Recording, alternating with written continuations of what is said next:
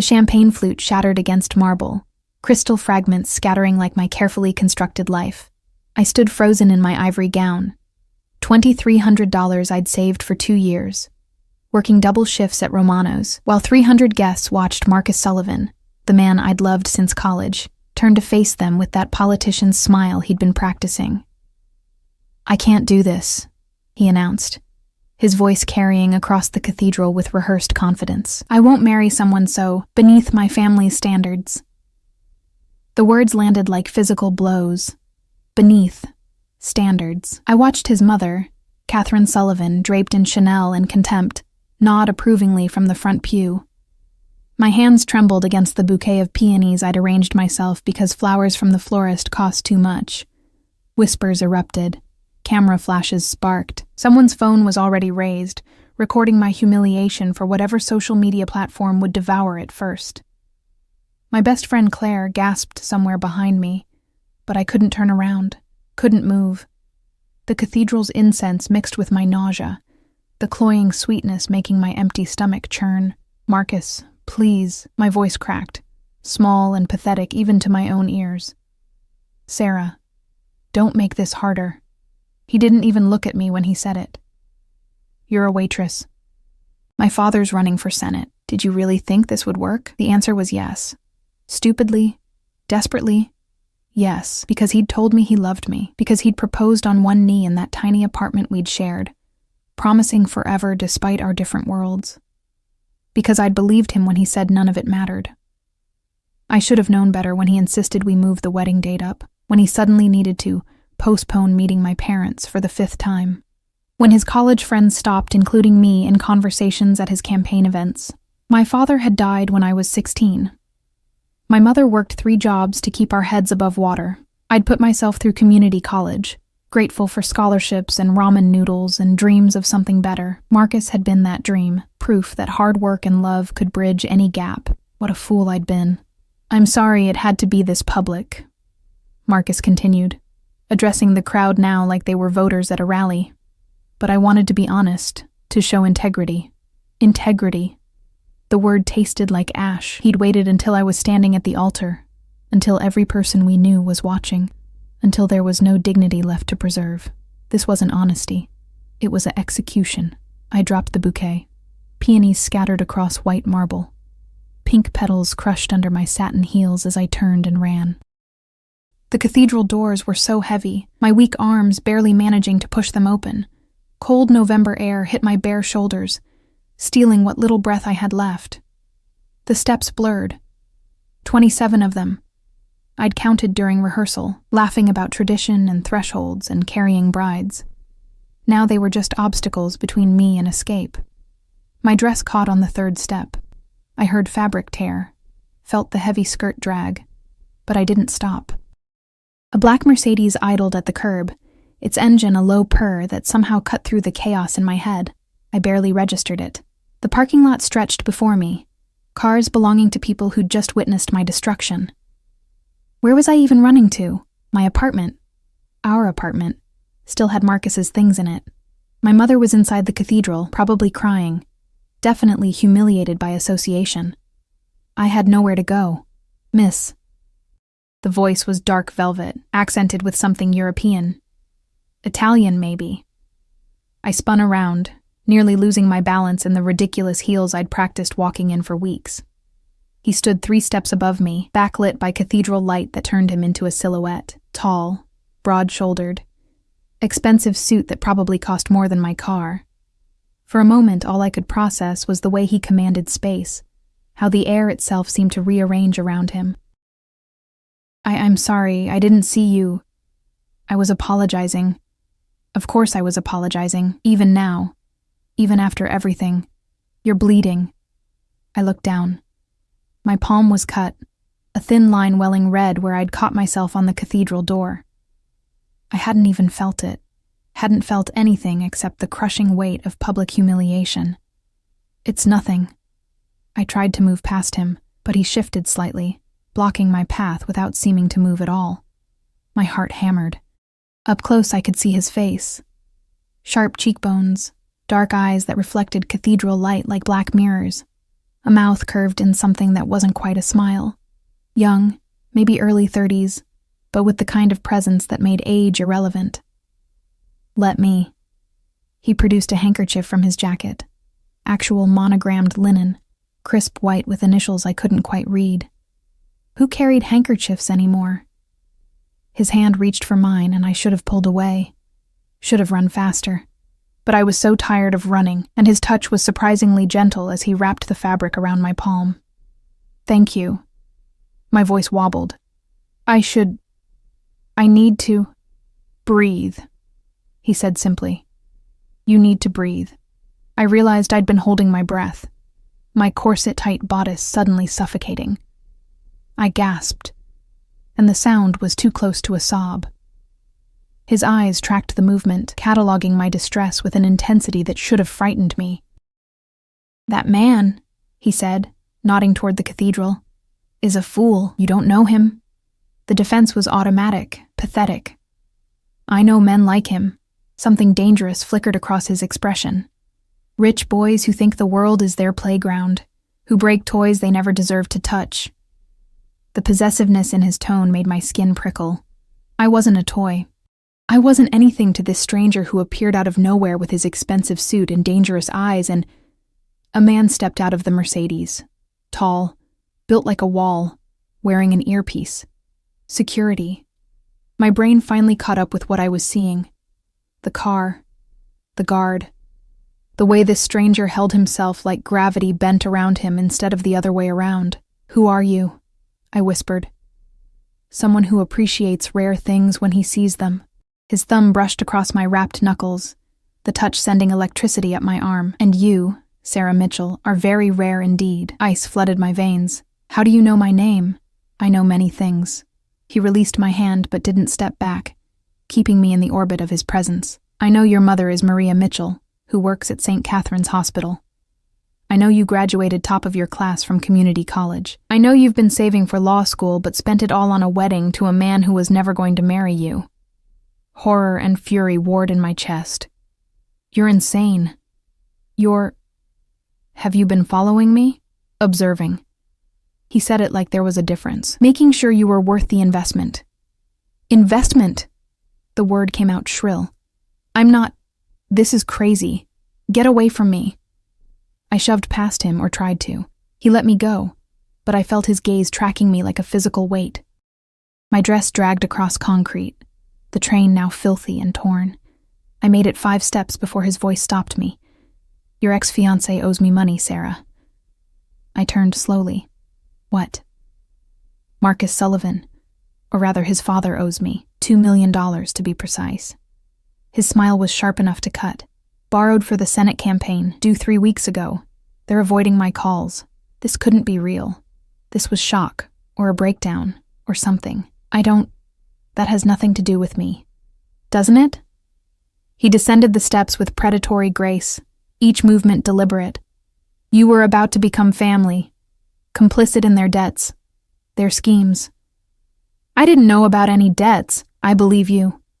He stopped inches away, close enough that I could smell his cologne, cedar and smoke and something darker. "Which is why I'm offering you a choice." My laugh was hysterical. "A choice? What choice?" "Marry me instead." The world tilted. I actually stumbled, and his hand shot out, steadying me with a grip that was firm but not painful. The security guard moved closer, his hand inside his jacket. More people were emerging from the cathedral now. I could hear Claire calling my name. "You're insane," I repeated, but it came out weaker this time, perhaps. His dark eyes held mine, and I couldn't look away. "But I'm also the only person here offering you power instead of pity, revenge instead of regret, a new life instead of the ruins of your old one. I don't even know you. Dante Moretti." He said it like a confession or a threat. "And you have 10 seconds to decide before your friend reaches us and this opportunity disappears forever." 10. My mind raced. This was crazy. Impossible. 9. But Marcus had just destroyed me in front of everyone I knew. 8. My mother would lose her home when she couldn't afford rent without my help. 7.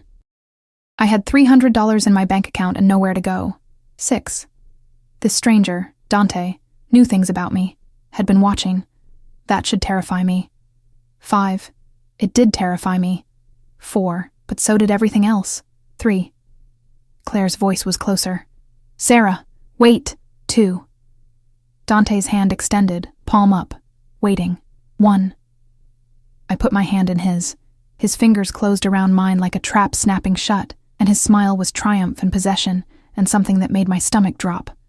The security guard opened the Mercedes door. Dante guided me inside with a hand on my lower back, proprietary and claiming. Wait! Claire had reached us, breathless and furious. Sarah, what are you... Who is this? Her future, Dante answered before I could speak. He slid in beside me, the door closing with an expensive thunk that sealed us in leather and luxury. Drive, Marco. Sarah! Claire's palm slapped against the window as we pulled away from the curb. I watched her face. Shock, confusion, fear. Grow smaller in the side mirror. Watched the cathedral disappear. Watched my entire life recede into the distance. What had I just done? Dante's hand still held mine, his thumb tracing circles on my inner wrist that I felt all the way to my racing heart. Breathe, he reminded me again, his voice low and intimate in the confined space. You're safe now. But I wasn't safe. I could feel it in the way he looked at me, like I was something he'd won, claimed, captured, in the way Marco drove without needing directions, like this had been planned, in the way my wedding dress pooled around me in this stranger's car, white silk stained with shame and recklessness. I'd escaped one nightmare and walked straight into another. Dante leaned back against leather seats, still holding my hand, still watching me with those dark, endless eyes. Welcome to your new life, Sarah, he murmured. I promise it will be far more interesting than the one you left behind. The city blurred past the tinted windows, and I realized with cold certainty that I'd just made a deal with someone very dangerous. I just didn't know how dangerous yet. The Mercedes glided through streets I didn't recognize, leaving behind the familiar neighborhoods of my ordinary life. I should have demanded he stop, should have screamed or fought or done something other than sit frozen in expensive leather while my wedding dress created a barrier of ruined silk between us. Where are we going? My voice sounded hollow, distant, somewhere private. Dante hadn't released my hand. His grip was loose enough that I could pull away if I wanted to, but we both knew I wouldn't. Where would I go? Back to that cathedral. We have arrangements to discuss. Arrangements. Like I was a business transaction. Maybe I was. I don't understand any of this. I finally managed to extract my hand, pressing myself against the door. The handkerchief around my palm had a small bloom of red seeping through. You can't seriously expect me to... What? Actually marry you? This is insane. Is it? He shifted, angling his body toward me but maintaining distance. Calculated. Everything about him was calculated. More insane than marrying a man who humiliated you for sport? Who used you to seem relatable to working-class voters before discarding you when you'd served your purpose? The words hit like hammers. How do you know that? I told you. I observe. His dark eyes tracked my face, cataloging every micro-expression. Marcus Sullivan's father needed him married before announcing his Senate run. A wholesome romance with a hard-working girl from a modest background. Perfect campaign material, but the polls shifted. His strategist decided a single eligible son played better with certain demographics, so you became expendable. My stomach churned. You're lying. Am I? He pulled out a phone. Sleek, black, nothing like the iPhone everyone carried. I can show you the emails between Gregory Sullivan and his campaign manager, the timeline they created, the exact date they planned your dismissal. I didn't want to see them, couldn't bear to have my worst fears confirmed. Why do you even care? If his father owes you money, go after him, not me. But you're so much more valuable than money, Sarah. The way he said my name felt like possession. Gregory Sullivan thinks he can hide behind lawyers and delay tactics. But a man's son? His political future? Those are leverage. Horror crystallized. You want to use me to hurt them. I want to take something they value and make it mine. His voice dropped, intimate and dangerous. There's a difference. They don't value me. You saw that back there. They will when you're mine. Such certainty. Such arrogance. When you walk into rooms wearing my ring, my name, my protection. When Marcus has to watch you elevated so far above him, he'll need a telescope to see you. That's when they'll understand what they threw away. Revenge. He was offering me revenge wrapped in diamonds and danger. Part of me, the part still burning with humiliation, still hearing Marcus's dismissive words, wanted it desperately. The other part knew this was wrong. Dangerous, potentially fatal. The Mercedes turned onto a tree-lined street where houses became estates. Mansions rose behind iron gates and manicured lawns. Old money. The kind that built universities and named hospital wings, and definitely didn't marry waitresses. We stopped at gates that opened automatically, black iron scrollwork parting to reveal a 3-story colonial that belonged in a magazine spread. Marble fountains, topiary gardens, windows that gleamed like watching eyes. "This is your house?" Stupid question. Obviously it was his house, one of them. Dante stepped out, extending his hand to help me. I ignored it, gathering my destroyed dress and climbing out myself. My heels sank into perfect gravel.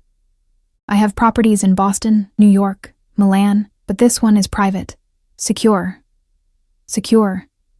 The word choice made my skin prickle. Marco, the driver guard, had disappeared somewhere. Another man in a dark suit appeared at the front door, then another. How many people worked here? How many watched?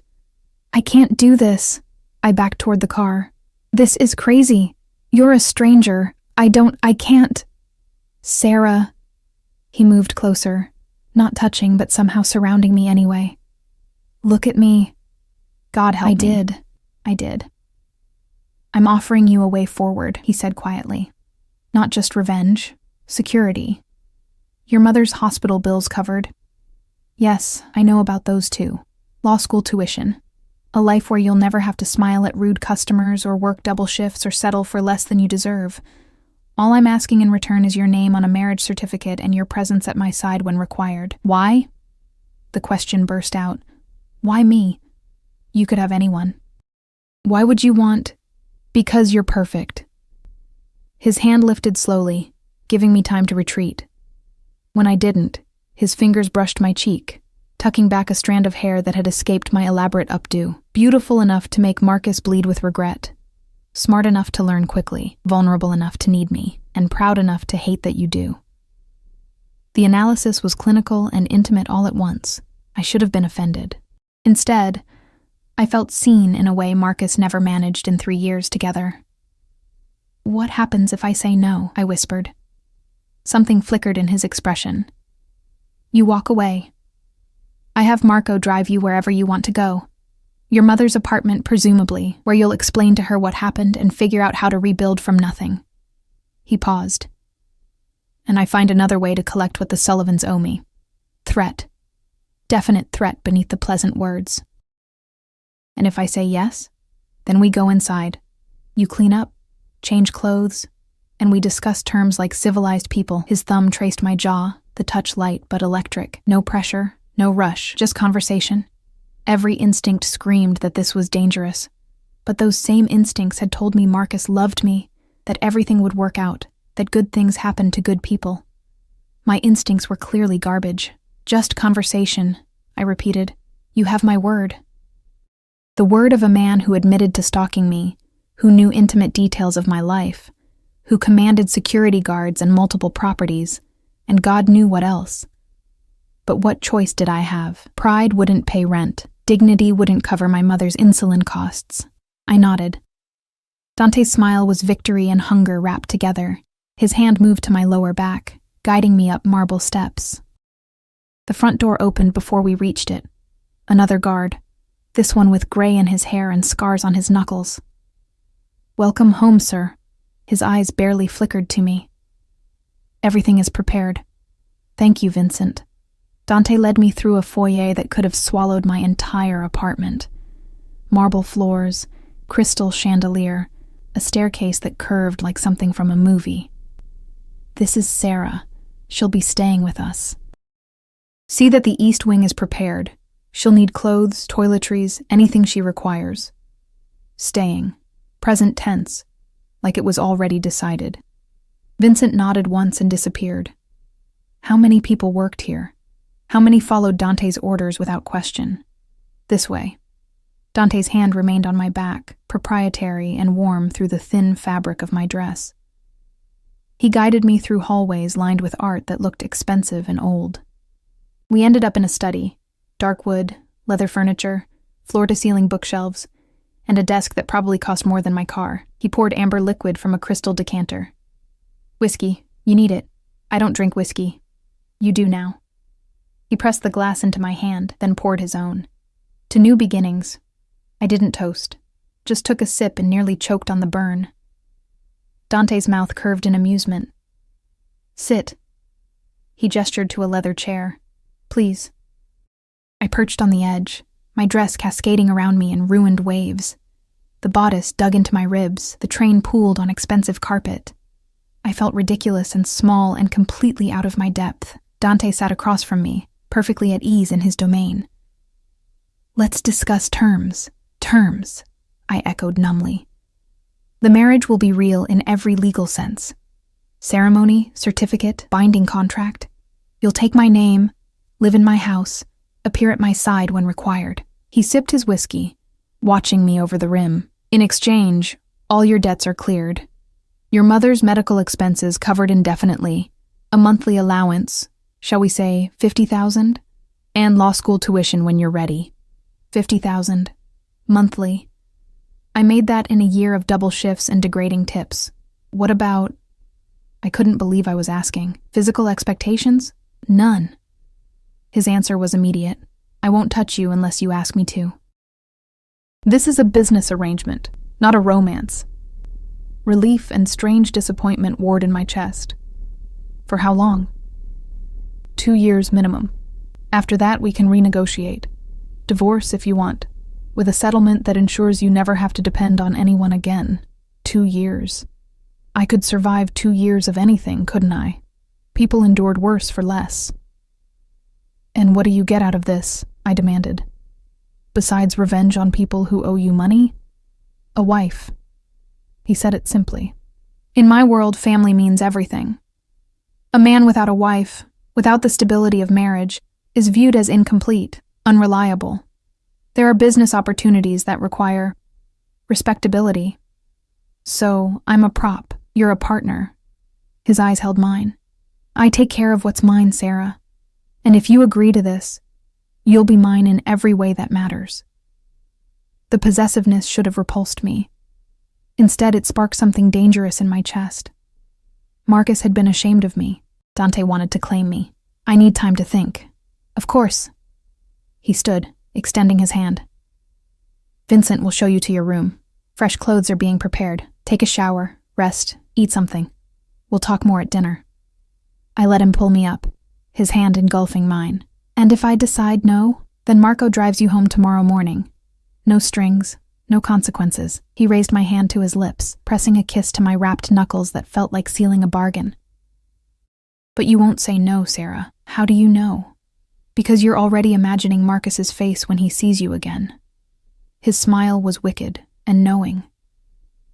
When you walk into his father's campaign fundraiser on my arm, wearing diamonds and confidence. When he realizes exactly what he lost. He was right. God help me. He was right. Vincent appeared in the doorway, silent as a ghost. Dante released my hand slowly, deliberately. Until dinner, then.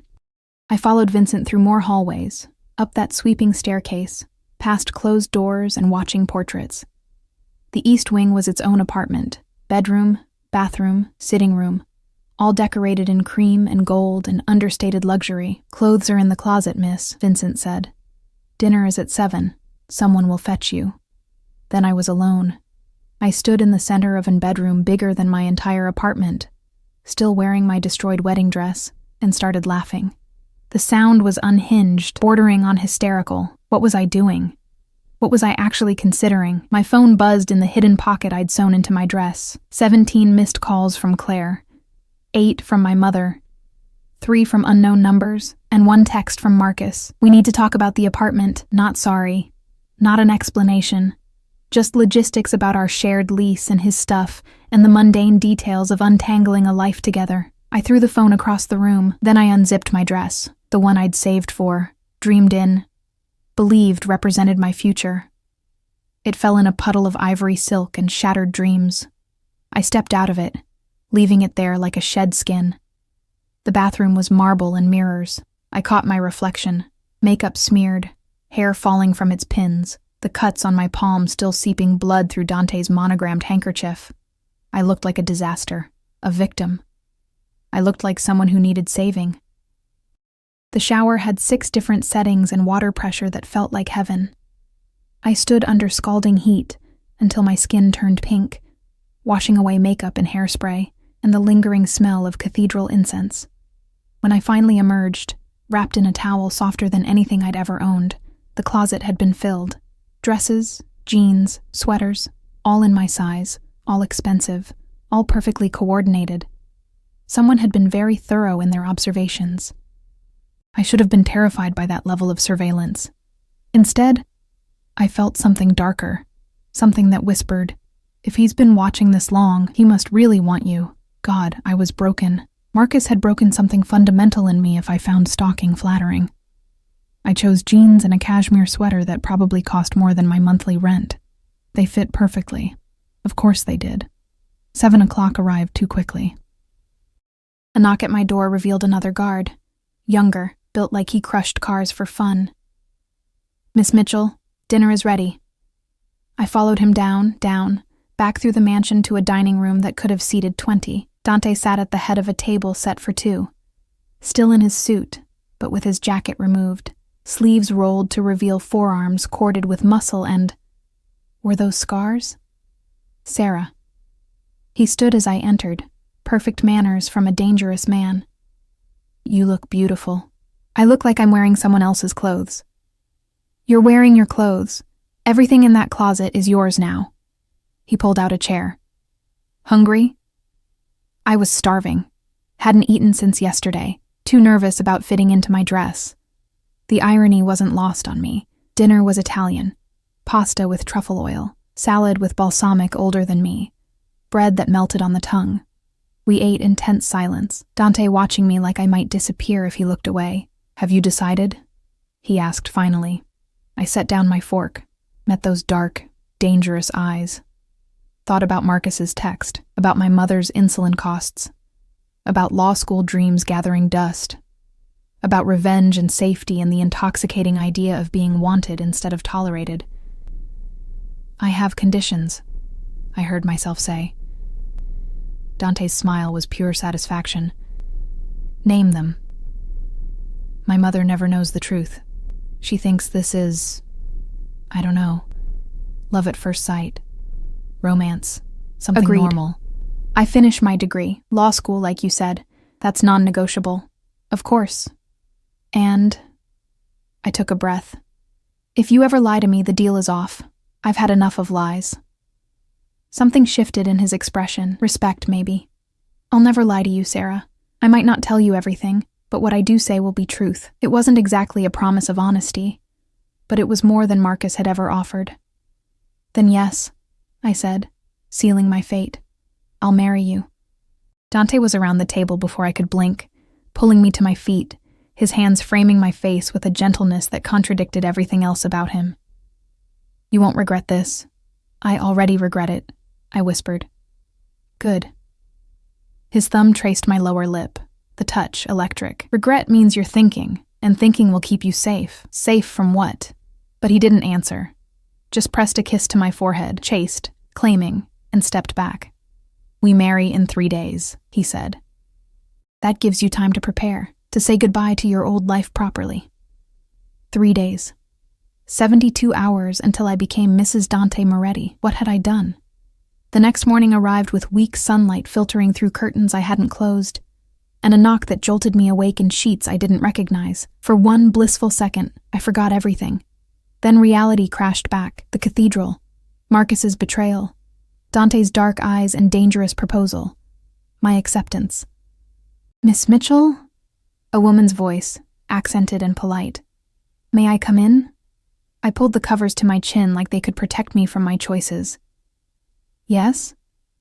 She entered carrying a tray, coffee, pastries, fruit arranged like art. Mid-50s, elegant in a simple black dress, silver hair pulled into a neat bun. "Good morning. I'm Elena, Mr. Moretti's housekeeper. He asked me to bring you breakfast and help you prepare for the day." "Prepare for what?" I sat up, accepting the coffee because I desperately needed something to ground me. The attorney arrives at 10 to discuss the prenuptial agreement, then the wedding planner at noon. "Mr. Moretti thought you might want company for the appointments, so I'm at your disposal." She said it matter-of-factly, like this was normal. Like women agreed to marry strangers and planned weddings in 3 days all the time. Prenuptial agreement, of course. I was marrying a man who had multiple properties and enough money to lend millions. He'd want protection. Where is Dante? His name felt strange on my tongue. Intimate. He had business in the city.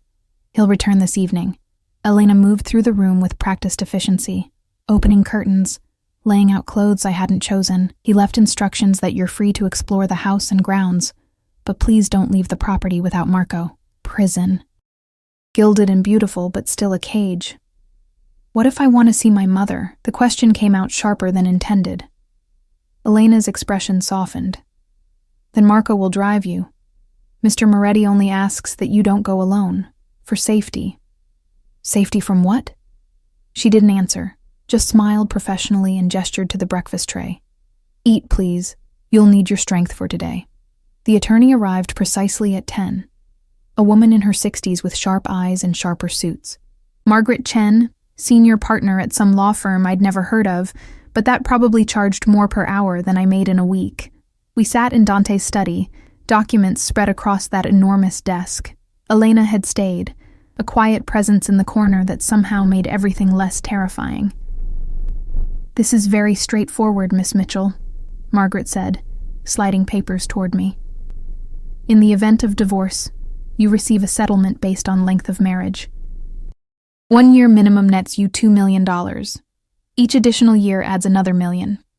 After 5 years, the settlement jumps to $10 million regardless." I stared at numbers that didn't feel real. That's insane." "That's generous," Margaret corrected. "Mr. Moretti wants you comfortable, secure." She flipped to another page. "Additionally, all debts in your name or your mother's name are assumed by Mr. Moretti immediately upon marriage. You'll receive a monthly allowance of $50,000, plus unlimited access to household accounts for personal expenses." $50,000. He hadn't been exaggerating. "What does he get?"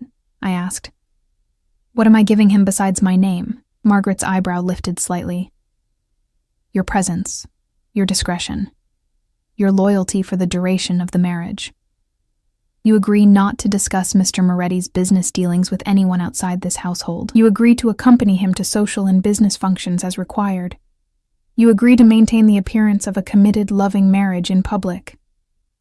Appearance. Everything with Dante was about appearance. "And if I break these terms, the agreement is void. You leave with nothing." Margaret's tone was neutral, but her eyes held warning. "Mr. Moretti values loyalty above all else, Miss Mitchell. He rewards it handsomely and punishes its absence severely." The threat was clear, even unspoken. I thought about the guards, the security, the way Dante commanded obedience with a glance. What happened to people who betrayed him? What happened to wives who broke their word? "I need to read this." My hand shook as I reached for the documents. "All of it, before I sign anything." "Of course." Margaret stood. "Take your time. I'll return tomorrow for the signing. The ceremony is scheduled for Friday evening. Small, private, just immediate household and necessary witnesses. Mr. Moretti thought you'd prefer that to another public spectacle. Considerate. He was being considerate about trapping me in a contract that essentially bought my silence and loyalty for money." After Margaret left, I sat in Dante's chair and actually read the prenuptial agreement. Every word, every clause, every carefully crafted sentence. It was exactly as she'd described. Generous financially, ironclad legally, and absolutely clear that I was entering an arrangement, not a marriage. But then, I found the addendum. handwritten in dark ink, initialed by Dante. Sarah Mitchell shall have complete autonomy over her education, career choices, and personal relationships. No restrictions shall be placed on her freedom of movement, communication, or association beyond reasonable security concerns. She maintains full rights to her own earnings and intellectual property. This marriage is a partnership of equals, regardless of financial disparity. Partnership of equals. He'd written that himself, added it after the lawyers had finished their clinical terms and conditions. I traced the words with my finger, trying to understand this man who stalked me and saved me in the same breath. The wedding planner arrived at noon, a thin man named Sebastian who spoke in exclamation points and brought fabric swatches like they were holy relics. We sat in a sunroom I hadn't known existed, surrounded by samples of flowers and invitations and table settings. Mr. Moretti wants elegant but intimate, Sebastian gushed, spreading options across a glass table. Classic romance with modern sophistication. I'm thinking cream roses, gold accents, candlelight. Oh, and the dress. We have appointments at 3 boutiques this afternoon. Vera Wang, Oscar de la Renta. I already have a dress. The words came out flat. Sebastian blinked. I'm sorry? From yesterday. My wedding dress. It's upstairs. Elena, who'd been silently present through all of this, shook her head gently. Miss Sarah, that dress is damaged, and it carries bad memories. You should start fresh. Start fresh. Erase yesterday's humiliation with new silk and lace. Pretend the cathedral disaster never happened. I can't afford. Mr. Moretti's account, Sebastian interrupted smoothly. Budget is unlimited. He wants you to have exactly what you want, what I wanted. Did anyone actually care what I wanted? Or just what would look best on Dante's arm? Fine. I was too tired to fight, but nothing too elaborate. Simple. Classic. Sebastian's smile suggested he heard simple as a challenge rather than instruction. The boutique appointments blurred together, fitting rooms and mirrors and saleswomen who fawned over Mr. Moretti's fiancé like I was royalty. I tried on dresses that cost more than my car, each one more beautiful and more suffocating than the last. Then I saw it. A-line, off-shoulder, silk crepe that draped like water. No beading, no embellishments, just clean lines and elegant simplicity. The kind of dress that whispered instead of shouted. That one, I said. Sebastian frowned. It's lovely, but perhaps something with more. That one. I met his eyes in the mirror. Please. He recognized the steel beneath my exhaustion. As you wish. We'll need alterations, of course, but we can have it ready by Friday. Friday. 3 days away. 3 days until I married a man whose last name I'd learned yesterday. We returned to the mansion as sunset painted the sky orange and purple. Elena had dinner waiting. More Italian food, this time osso buco that melted off the bone. I ate alone in that cavernous dining room, my phone silent beside my plate. I'd finally checked my messages earlier. 43 from Claire, ranging from worried to furious. 21 from my mother, all some variation of what happened. Marcus had sent 3 more texts about the apartment. Still not apologizing, still treating our relationship's destruction like a minor inconvenience. I'd responded to none of them. What could I say? Sorry, Mom. I'm marrying a possibly dangerous stranger for revenge and money? Hey, Claire, remember how I ran away from the cathedral? Yeah, that worked out weird. At 7, I heard the front door open. Voices in the foyer. Dante's low rumble, Vincent's clipped responses. My heart rate picked up traitorously. I shouldn't be excited to see him. Shouldn't feel anything except fear and resentment.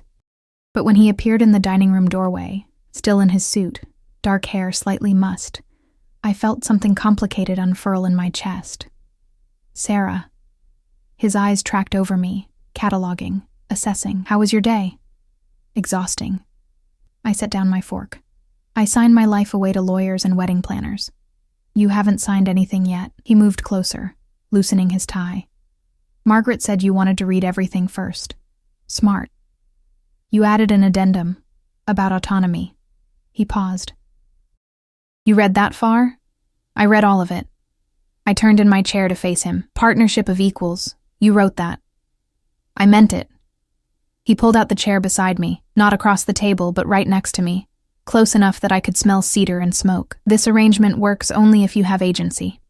If you choose to stay, not because you're trapped, but because it benefits you. Very altruistic for someone who admitted to stalking me. His mouth curved. I never claimed altruism, I claimed honesty. He reached over, snagging a piece of bread from my plate. Did you find a dress? Yes. Will you show me? Absolutely not. That's bad luck. We're already courting bad luck, Kara. I don't think a glimpse of fabric will make it worse. Kara. The endearment rolled off his tongue, like he'd been using it for years, not hours. Tell me about your business, I said abruptly. The legal parts. Dante leaned back, studying me. Real estate development, import-export. Investments. I have holdings across 3 continents. And the illegal parts? Silence stretched between us, charged and dangerous. Finally he smiled, sharp, appreciative. What makes you think there are illegal parts? Men who lend $2 million to politicians don't usually have guards with guns and handwritten addendums about discretion. I met his gaze steadily. You told me you wouldn't lie, so don't. Something flickered in his expression. Respect, desire, danger. My family has complicated business interests, he said carefully. Some legitimate, some in gray areas. I manage the legitimate side while my uncle handles the rest. But it's all connected. You can't separate the two completely. Your family. I mean exactly what you're thinking. His hand covered mine on the table, warm and possessive. And I mean that you'll never be touched by that side of things. You'll be protected, insulated, a wife, not a participant. Mafia. He was telling me he was Mafia without saying the word, and I'd agreed to marry him. Sarah. His thumb stroked across my knuckles. You can still walk away. Tomorrow morning, Marco drives you wherever you want. No consequences, no debts. I'll even clear your mother's hospital bills as a gift. Why would you do that? Because I want you to choose this. His dark eyes held mine. I want you to stand beside me on Friday, knowing exactly what you're agreeing to, knowing who I am, what I am. A criminal. A businessman who operates outside conventional morality. He said it without shame, but a man who keeps his word absolutely, who protects what's his with everything he has, who would burn down the world before letting harm touch his wife. Wife. The word hung between us, heavy with implication. Marcus never protected me, I whispered. He threw me to the wolves. I'm not Marcus. Dante's hand tightened on mine, and those wolves answered to me. The possessiveness should have frightened me. Instead, it sparked something dark and needy in my chest. I'd spent 3 years making myself smaller, quieter, more acceptable to Marcus and his family. Dante wanted to make me dangerous. I chose already, I told him. I'm not walking away. His smile was victory and hunger. Then we should discuss something important, more important than confessing you're in the Mafia. Much more. He stood, pulling me up with him. Come with me. He led me through the mansion to a wing I hadn't explored, past more guards who nodded respectfully. We stopped at a door he unlocked with his fingerprint. Biometric security in a house that already had armed guards. Inside was an office that made his study look modest. Wall-to-wall technology, multiple monitors, filing cabinets that probably required special clearance, and on the desk, a folder with my name on it. What is this? My voice came out smaller than intended. Everything. Dante opened it, revealing photographs, documents, records. Marcus Sullivan, Gregory Sullivan, Catherine Sullivan, their debts, their schemes, their secrets. I stared at pictures of Marcus with women who weren't me, dated weeks before our wedding, Gregory accepting money from questionable sources, Catherine's shopping addiction, and the creditors circling. The Sullivans are drowning, Dante said quietly. Gregory's campaign is funded by borrowed money and favors he can't repay. Marcus was supposed to marry for money. There's a senator's daughter in Connecticut who could have saved them, but he met you and convinced himself he could have both love and duty. Until his father made him choose. Until the polls showed a single son had better demographics. Dante's hand settled on my lower back. They used you, Sarah, wasted 2 years of your life on a lie. Rage bubbled up, hot and acidic. Why are you showing me this? Because on Friday you become a Moretti. And Morettis don't forgive debts or insults. His eyes met mine in the reflection of the dark monitors. I'm offering you more than marriage, Kara. I'm offering you revenge. How? His smile was wicked. Gregory's campaign fundraiser is in 2 weeks. 500 guests, all of Boston's elite. He's expecting you to be there in disgrace, proof that he was right to force Marcus to end things. He turned me to face him. Instead, you'll walk in as my wife, wearing my diamonds, carrying my name, and we'll watch his entire political career crumble. How will that? Because I'll call in his debts publicly, expose his funding sources, ruin him the way he tried to ruin you. Dante's hands framed my face, gentle despite the violence in his words. All you have to do is stand beside me and look happy. Can you do that? Could I? Could I walk into a room full of people who'd witnessed my humiliation and pretend to be blissfully in love with a man I barely knew? I thought about Marcus's face when he dismissed me. Catherine's satisfied smirk, the camera phones capturing my tears for viral entertainment. Yes, I breathed. I can do that. Good girl. Dante's thumb traced my lower lip, the touch electric. We'll destroy them together. The promise should have horrified me. Instead, I felt alive for the first time since Marcus had shattered my world. Dante was dangerous, criminal, possessive to the point of obsession, but he was offering me power instead of pity, revenge instead of sympathy. And God help me, I wanted it.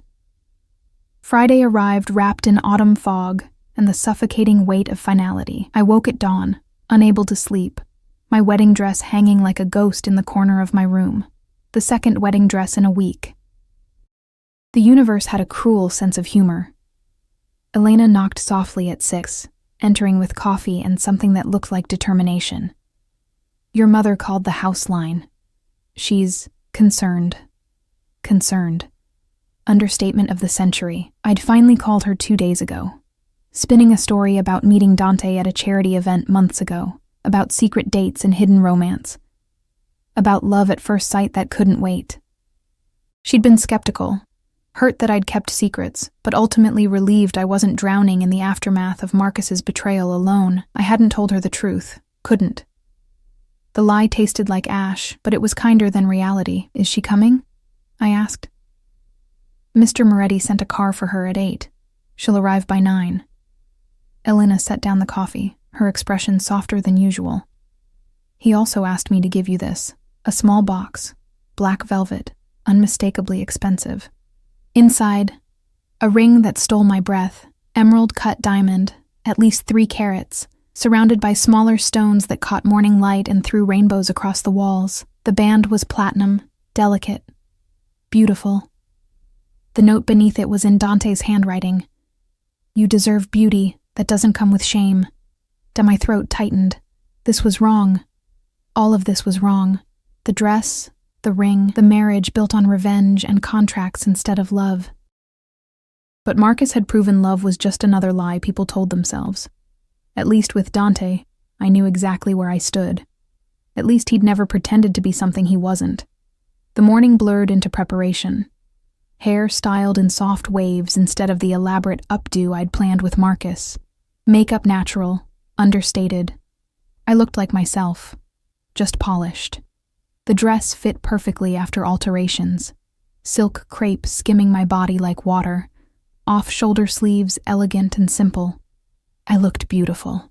I looked like a bride. I looked like a liar. My mother arrived precisely at 9, escorted by Marco into the sunroom where I waited. She froze in the doorway, one hand flying to her mouth. Sarah. Tears filled her eyes. Oh, baby, you're beautiful. I crossed to her, letting her pull me into a hug that smelled like lavender and home. Hi, Mom. I still can't believe this is happening. She pulled back, studying my face like she could find the truth beneath the foundation. You're really sure? You barely know this man. I know enough. The lie came easier now, practiced. He's good to me. He makes me feel safe, powerful, wanted. He makes me feel like I matter. You've always mattered. Her hand cupped my cheek. Marcus was a fool. I'm glad you found someone who sees that. Guilt twisted in my stomach. She thought this was romance, rescue, fate. She had no idea I'd sold myself for security and revenge. Mrs. Mitchell. Dante's voice from the doorway made us both turn. He'd appeared silently, dressed in a black suit that probably cost more than our rent, looking like sin wrapped in Italian wool. Thank you for coming. My mother straightened, evaluating him with maternal suspicion. Mr. Moretti, you're moving very fast with my daughter. When you know, you know. His eyes found mine across the room, dark and unreadable. I hope you'll forgive the urgency. I've waited long enough for something real. The words were perfect, romantic, exactly what a mother wanted to hear. And coming from Dante, they sounded almost sincere. Well, Mom's suspicion softened slightly. You certainly seem capable of taking care of her. I'll protect her with my life. This time the words carried weight beyond performance. A promise or a threat, I couldn't tell which. The ceremony was scheduled for 11 in the mansion's garden, a space I'd barely seen, now transformed with cream roses and gold ribbons, and enough candlelight to make everything feel like a dream. Or a very expensive hallucination. 20 people attended.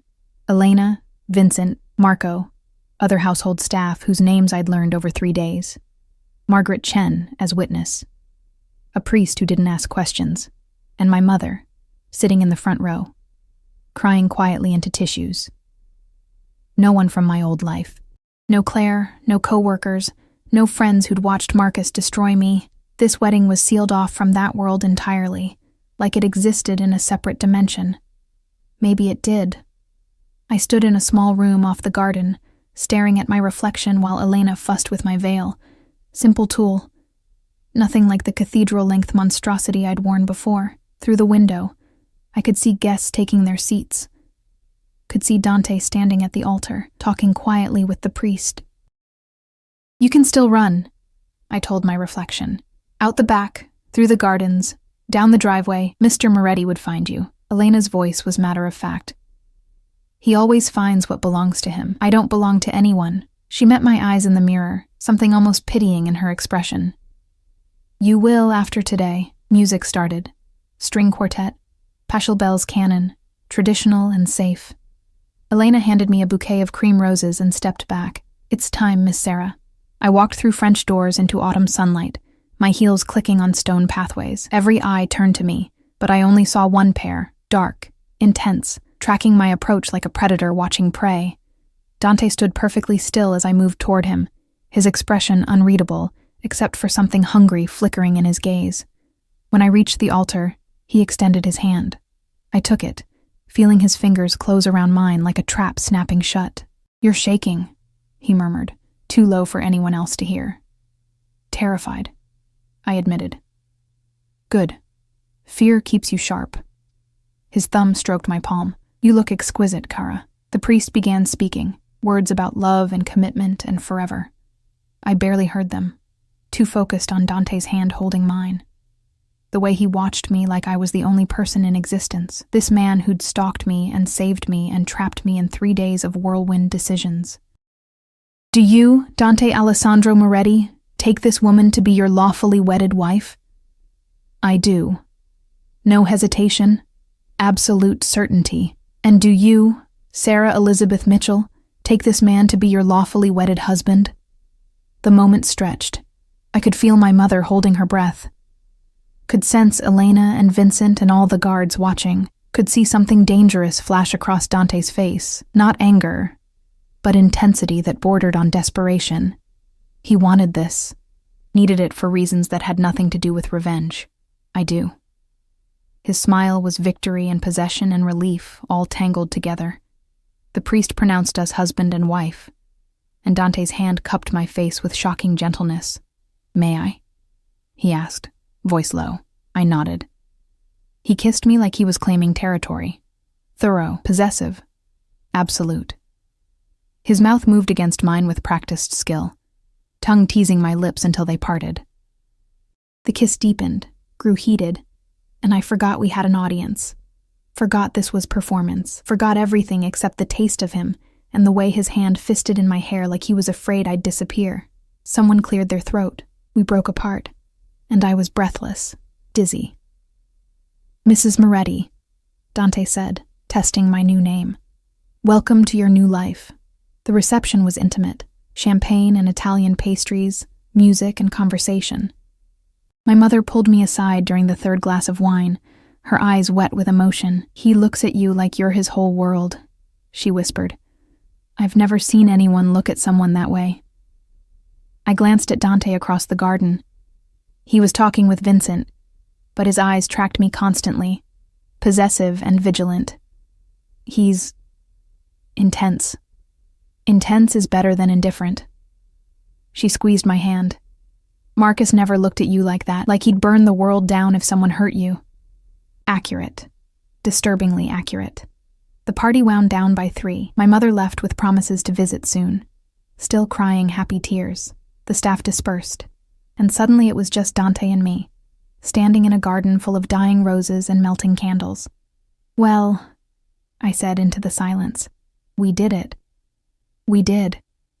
He moved closer, jacket abandoned somewhere, sleeves rolled up to reveal those scarred forearms. "How do you feel?" "Like I just signed away my soul." Souls are overrated. His hand found my waist, pulling me closer. "I prefer tangible things.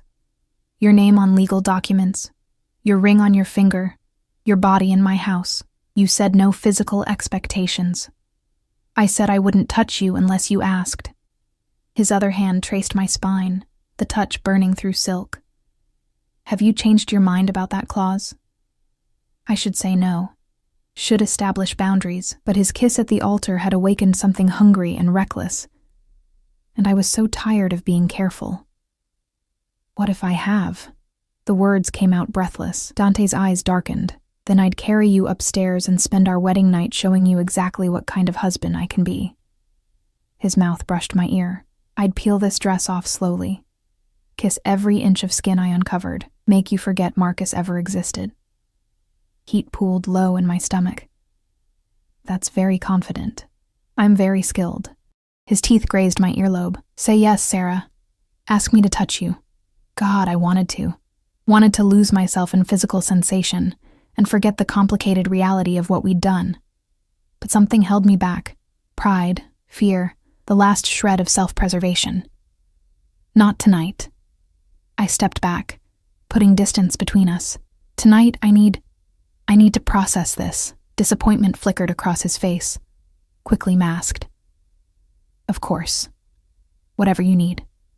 He caught my hand, pressing a kiss to my new ring. "But know that when you do ask, Kara, I'll make it worth the wait." Promise or threat. With Dante, they were the same thing. He walked me upstairs to my room, still my room, not his, maintaining the agreed-upon separation. At the door, he paused. "Sleep well, wife." The word was caress and claim.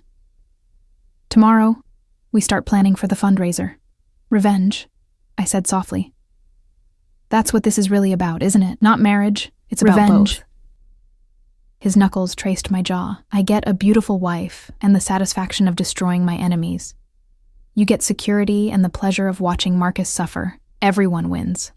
Except the Sullivans. Especially the Sullivans." His smile was sharp. "They tried to break you, Sarah. We're going to break them back." After he left, I stood in my wedding dress in the center of my bedroom. Mrs. Sarah Moretti now. Legally and completely. I should feel something. Regret, fear, triumph. Instead, I felt numb. I'd escaped one cage and walked into another. But this cage had diamond bars and a keeper who looked at me like I was precious instead of disposable. Was that better? Or just a prettier kind of prison? My phone buzzed. Claire, for the 47th time. I finally answered. "Jesus Christ, Sarah." Her voice was frantic. "Where the hell have you been? Your mom said you got married today? To who?" "It's complicated." "Complicated? You ran out of your wedding and disappeared for a week, and now you're married to someone else? That's not complicated. That's insane." "I know." I sank onto the bed, dress pooling around me. "I know it's crazy. But Claire, he's what? Rich? Dangerous? Both?" She paused. "Sarah, please tell me you know what you're doing." Did I? Did anyone really know what they were doing? Or were we all just making choices and hoping they didn't destroy us? He's giving me a chance to make Marcus pay, I said quietly. For all of it. The humiliation, the lies, the years I wasted. Dante's giving me power, and what's he getting? A wife. Respectability. Someone to stand beside him and look devoted. That's not an answer, but it was the only answer I had. We talked for another hour, Claire extracting every detail I could safely share. I didn't mention the Mafia connections or the contracts, or the fact that my husband had been watching me long before we met. Some truths were too dangerous to speak aloud. When I finally hung up, exhaustion crashed over me. I struggled out of my wedding dress, hanging it beside the destroyed one from last week. 2 dresses, 2 marriages, 1 week. The symbolism was too heavy to examine. I fell into bed in just my slip, the ring heavy on my finger. Tomorrow I'd start planning revenge. Tomorrow I'd figure out how to be Mrs. Moretti. Tomorrow I'd face whatever consequences came from marrying a man who collected people like chess pieces.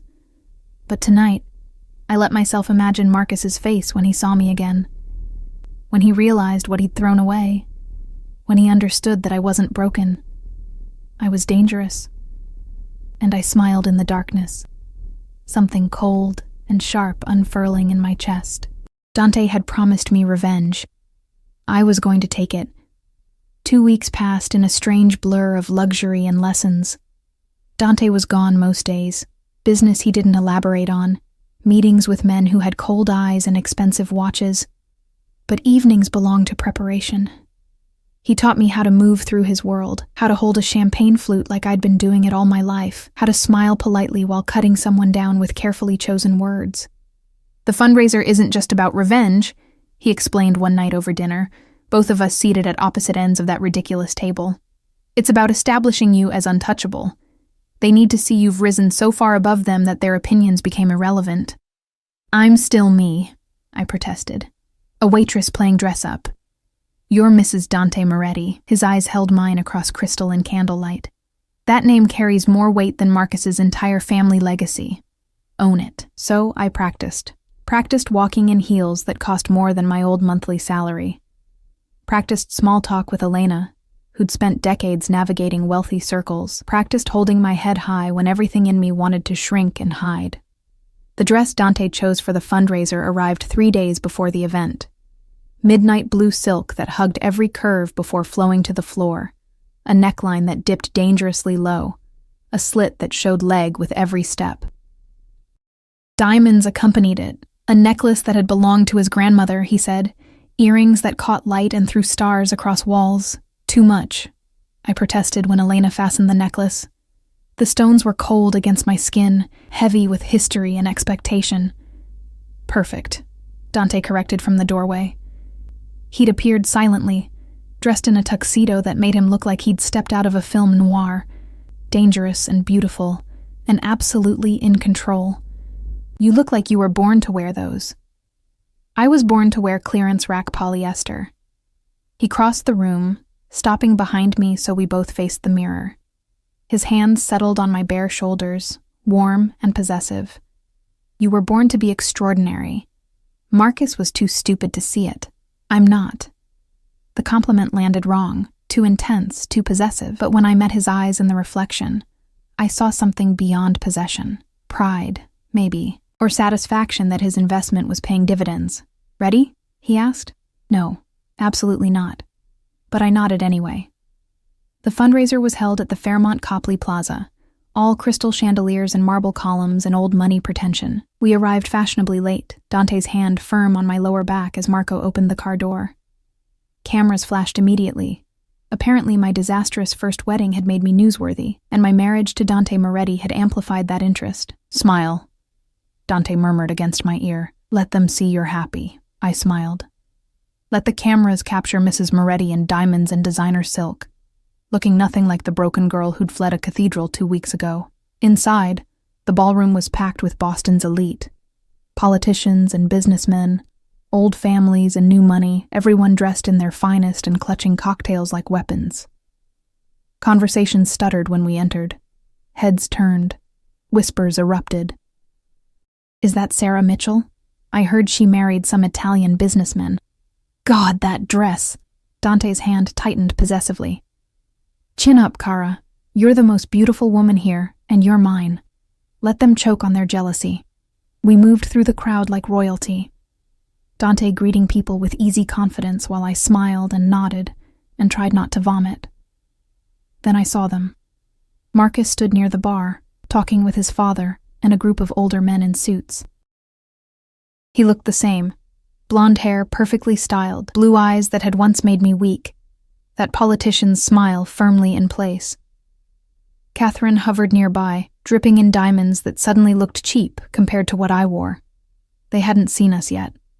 Ready?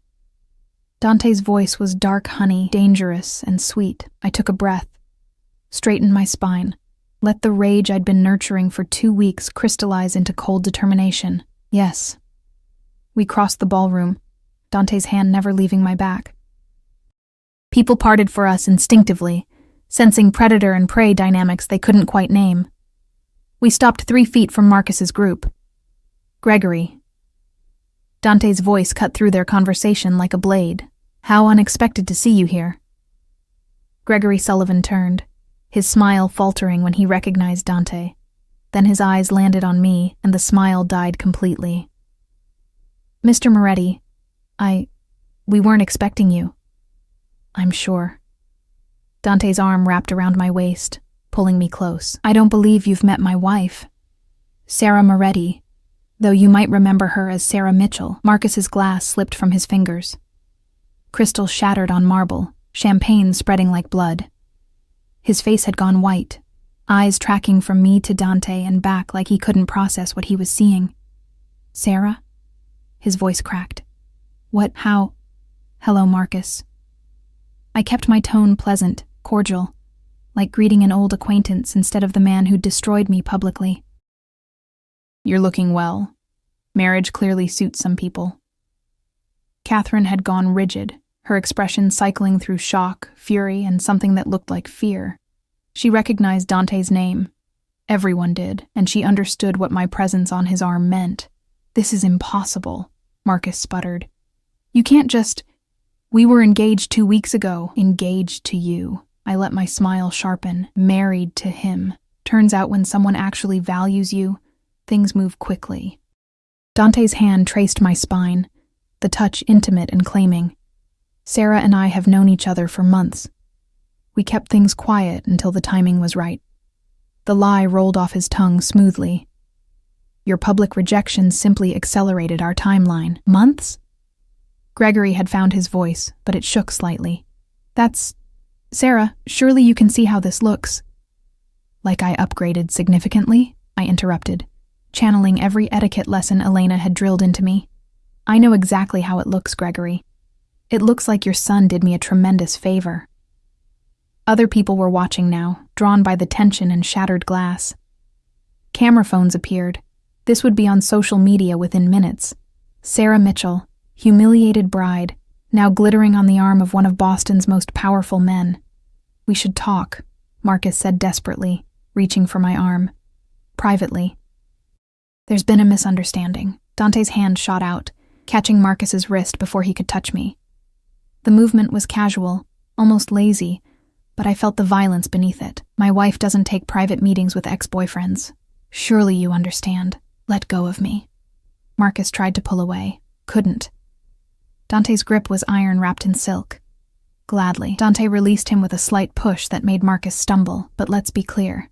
Sarah is under my protection now. Any attempt to contact her, to harm her reputation, to so much as speak her name without respect, will be considered a personal insult. His smile was sharp enough to cut. And I take personal insults very seriously. The threat hung in the air, unmistakable. Gregory's face had gone from white to red, anger and fear warring for dominance.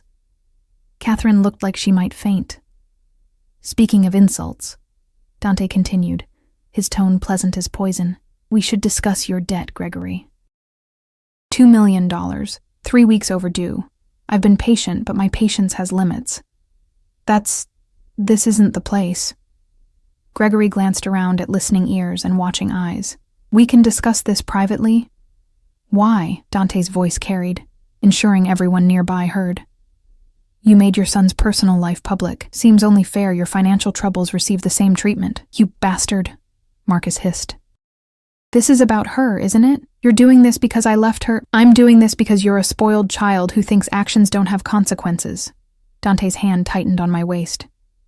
You humiliated my wife in a cathedral full of witnesses. You broke her heart for a polling advantage. Did you really think that would go unanswered? The ballroom had gone quiet. Everyone was watching now, this confrontation more entertaining than any political speeches. Sarah. Marcus's eyes found mine, desperate and pleading. Please, tell him this is crazy. We can fix this. I made a mistake. I know that now, but we can— No. The word came out strong, clear. We can't fix anything, Marcus. You made your choice when you left me at the altar. I've made mine. I stepped closer to Dante, letting his arm wrap around me, and I'm very happy with it. You don't love him, Marcus accused. You can't. You're doing this to hurt me. Not everything is about you. The words felt like freedom. Dante values me, protects me, treats me like I'm precious instead of convenient. Why would I want you when I have that? Dante's hand cupped my face, turning me toward him. His kiss was thorough, possessive, absolutely inappropriate for public consumption. But it made his point. I was his, completely and irrevocably. When we broke apart, Marcus looked shattered. Catherine was crying. Gregory's face was purple with rage and humiliation. The debt is due Monday, Dante said pleasantly, like he hadn't just kissed his wife breathless in front of Boston's elite. Full payment, or I call in all your outstanding obligations. Your campaign, your house, your reputation, all of it ends. You can't— Gregory started. I can. Dante's smile was winter cold. And I will. Unless you'd like to discuss alternative arrangements. His eyes flicked to Marcus. Perhaps your son could be more useful in other capacities. The implication was clear and chilling. Gregory grabbed Marcus's arm, already pulling him away. We'll handle this privately, Monday. Dante reminded them as they fled. Don't be late. The crowd erupted into whispers the moment the Sullivans disappeared. Dante guided me toward the balcony, away from curious eyes and gossip that would spread like wildfire. Outside, cool air hit my flushed skin. I gripped the balcony railing, my hands shaking with adrenaline, and something that felt dangerously close to triumph. That was— I couldn't find words. Necessary, Dante finished. He stood behind me, close enough that I felt his heat. They needed to understand you're untouchable now. That hurting you means facing me. You ruined them. The realization was sinking in. Gregory's campaign, Marcus's reputation, all of it. They ruined themselves. His hands settled on my shoulders. I just expedited the process. I turned to face him. This man I'd married for revenge and security. Thank you. For what? For making me feel powerful instead of pitiful. The words caught in my throat, for giving me this. Dante's expression softened, something warm breaking through his usual control. You were always powerful, Kara. You just needed someone to help you see it. His hand cupped my cheek, thumb tracing my lips. The touch sparked electricity through my entire body. Awareness I'd been ignoring for 2 weeks. Desire I'd been burying beneath lessons and preparation. Dante, I whispered. Yes. Take me home. His eyes darkened. Are you sure? Was I? This was crossing a line we'd carefully maintained, moving from arrangement to something more complicated and dangerous, but standing here in his arms, wearing his diamonds, carrying his name. I was already so far past that line it didn't matter anymore, I'm sure.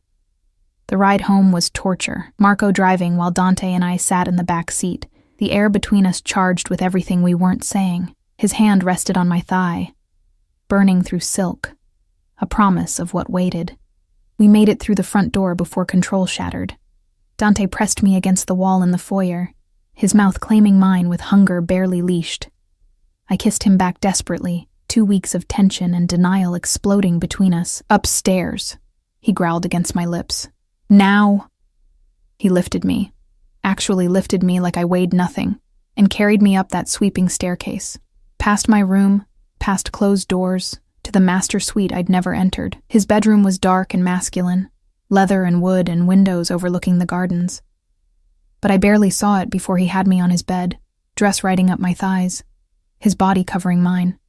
"Tell me to stop," he demanded, hands framing my face. "Tell me this is too fast, too much. Don't stop." I pulled him down, kissing him until we were both breathless. "Don't you dare stop." So he didn't. He worshipped my body like I was something holy instead of something purchased.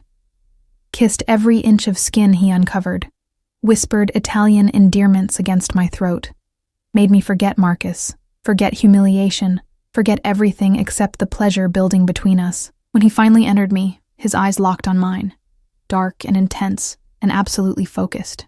"Mine," he breathed. "Say it, yours," I gasped. Again, yours. And I meant it. After we lay tangled in expensive sheets, my head on his chest while his fingers traced patterns on my spine. The ceiling fan turned slowly, cooling sweat-slicked skin. "What happens now?" I asked quietly. "Now?" Dante's hand cupped the back of my head. "Now you're truly my wife in every sense. Now we build a life together, one that's real, not just convenient." "Real," I repeated. "Can this be real?" "It already is." He tilted my face up, his expression sincere in a way I'd rarely seen. "I know this started as arrangement, revenge and contracts and mutual benefit. But somewhere between your yes and tonight, it became something else." My heart stuttered. "What?" "Obsession." He said it matter-of-factly. "Possession." Maybe even the early stages of something terrifying like love. His thumb traced my lower lip. "You've gotten under my skin, Sarah Moretti. And I don't think I want you out." The confession should have frightened me. Instead, it felt like relief, like permission to admit my own dangerous feelings. I took a breath. "I think I'm starting to fall for you, despite everything. Despite the insanity and danger and complete recklessness of all of this." His smile was brilliant and rare. "Then we're both insane. Probably. But at least we're insane together." We lay there as moonlight painted patterns on the walls, two broken people who'd found something like healing in each other's damage. It wasn't the romance I'd dreamed of, no fairy tale proposals or traditional courtship.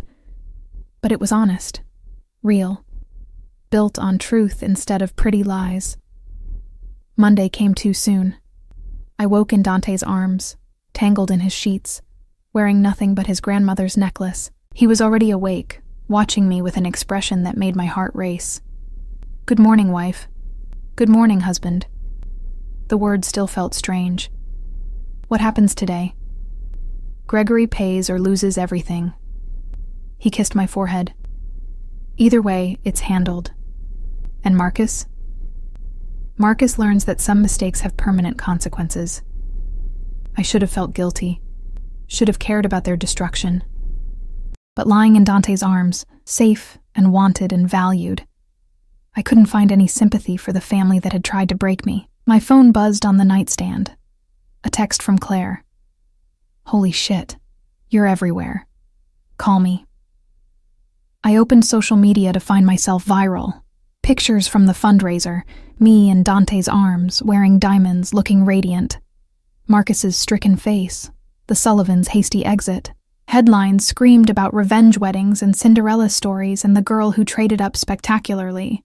"You're famous," Dante observed, reading over my shoulder. "Infamous," I corrected. "Same thing in our world." He took the phone, setting it aside. "Ignore it. Let them talk. We know the truth. The truth. That I'd married a dangerous man for revenge and security. That somewhere along the way, revenge had become less important than the way he looked at me. That security had transformed into something that felt dangerously close to love. "What truth is that?" I asked. Dante's hand cupped my face, his eyes holding mine with absolute certainty. "That you're mine, and I'm yours. That we chose this together. That whatever we started as, we're becoming something real." He kissed me softly. "That I'll protect you, cherish you, and destroy anyone who tries to hurt you for the rest of our lives." Very romantic for a mafia boss. I contain multitudes. His smile was wicked. You'll spend years discovering them. Years. The word no longer terrified me. Instead, it sounded like a promise. We spent the day in bed, ignoring calls and messages, losing ourselves in each other, building intimacy from revenge and convenience, and surprising amounts of genuine affection. Dante told me about his family, his childhood in Italy, the uncle who'd raised him in this dangerous world. I told him about my father's death, my mother's sacrifices, my dreams of law school I'd abandoned for Marcus. "You'll go," Dante said firmly. "This fall. Harvard if you want. I'll make it happen." Just like that. "I told you. I take care of what's mine." His hand traced my spine. "And you, cara mia, are precious to me. Your dreams matter."